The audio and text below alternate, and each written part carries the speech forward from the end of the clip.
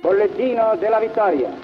Se vi dicessimo che qui, sulle sponde del lago di Como, esiste una fortezza Comando supremo. dalla prima guerra mondiale completamente conservata, la meglio preservata di tutta Europa, e se vi dicessimo che da qui si gode di un panorama da cartolina sulle montagne della Val Chiavenna e della Valtellina? La guerra contro l'Austria-Ungheria è sotto... Cleared for takeoff.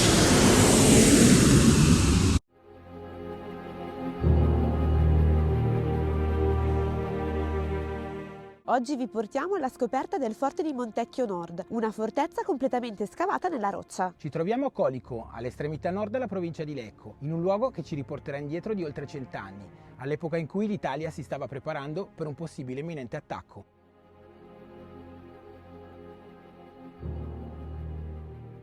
E proprio qui, perfettamente conservati, ci sono 4 cannoni 149-35 di fabbricazione Schneider. Schneider. Di fabbricazione Schneidero. Schneider. Di fabbricazione Schneider. Schneider.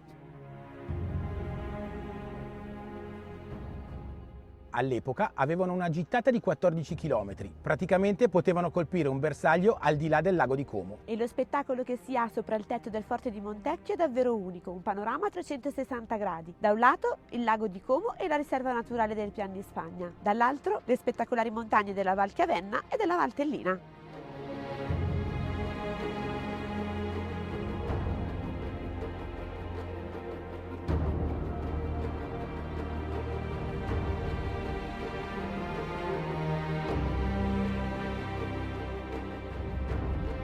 Cosa fai?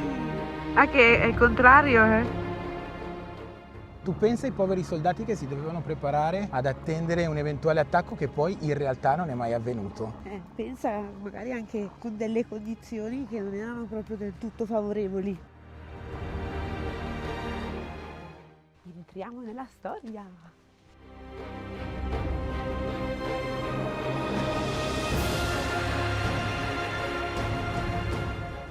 Il forte è stato costruito tra il 1912 e il 1914.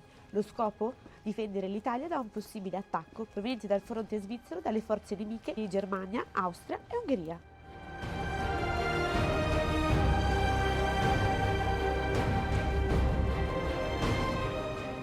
All'inizio del Novecento i vari paesi cercavano di mettere in mostra la loro potenza commerciale e militare. I rivestimenti in pietra del forte sono soltanto una parte di abbellimento che stavano ad identificare la potenza commerciale di Colico, l'equivalente di dire che il paese era anche una grande potenza militare.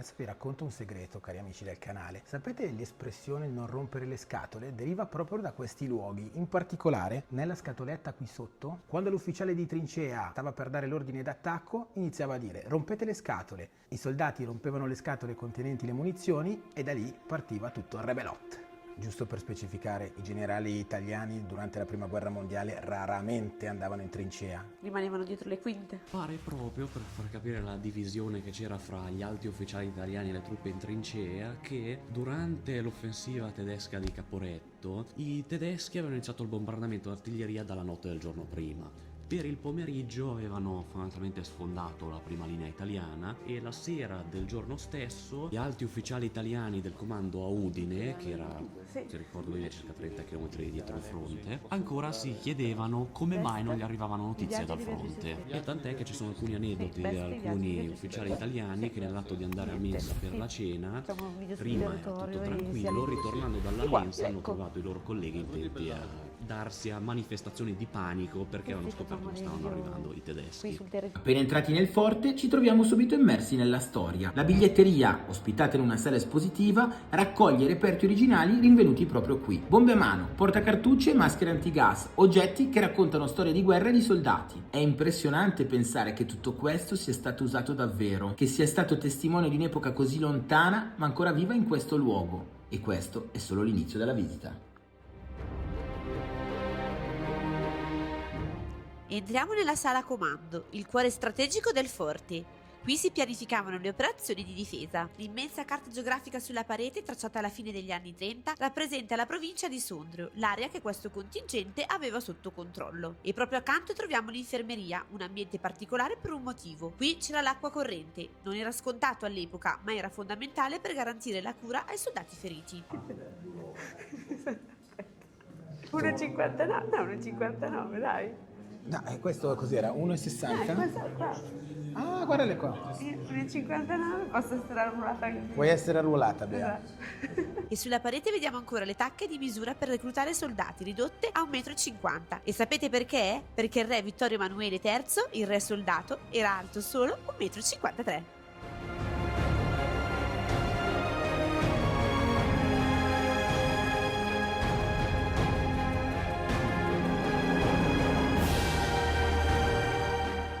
Lasciata la camerata dei soldati, entriamo in uno degli ambienti più affascinanti e strategici del forte, la galleria di collegamento, un corridoio lungo 120 metri, interamente blindato e costruito in aderenza alla roccia, per garantire la massima protezione. Bea, siamo nel tunnel. Siamo nei tunnel, sì. Chissà se arriviamo fino alla polveriera a vedere. Questo tunnel collegava la parte della caserma fino al bunker. I soldati uscivano dalla stanza, imbracciate le armi della rastrelliera, percorrevano questo tunnel fino ad arrivare alla polveriera.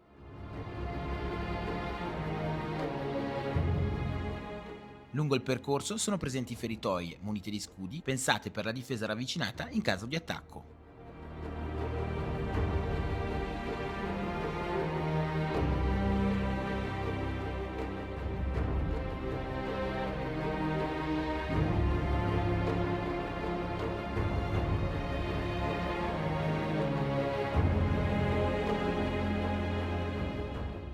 Mamma mia, si rivive proprio l'atmosfera di quei tempi, Tra l'altro abbiamo una guida, Luca, che è veramente preparato e veramente appassionato e ci sta facendo rivivere proprio quei momenti. Questo è un ascensore che veniva utilizzato per trasportare le munizioni pesanti per i cannoni.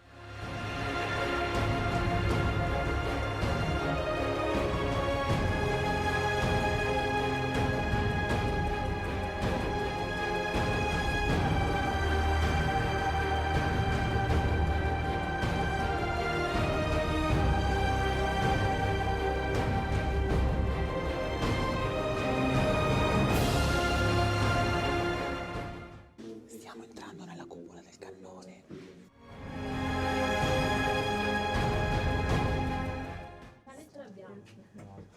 Una granata vera.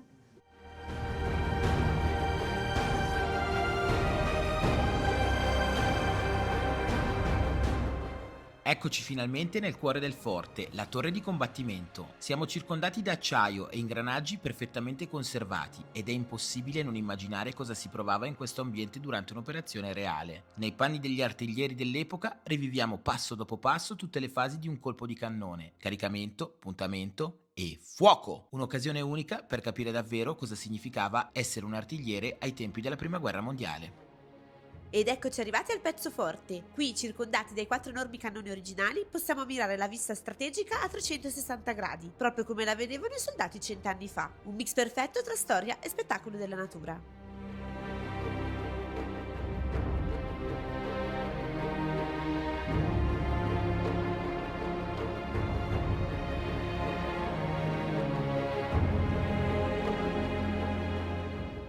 All'interno di questa garita di osservazione, alcune guardie un po' annoiate durante la notte hanno inciso al suo interno i loro nomi e le loro date di nascita. Una guardia un pochino più malinconica ha dedicato alla sua bella una bella poesia, incidendo anche un suo ritratto.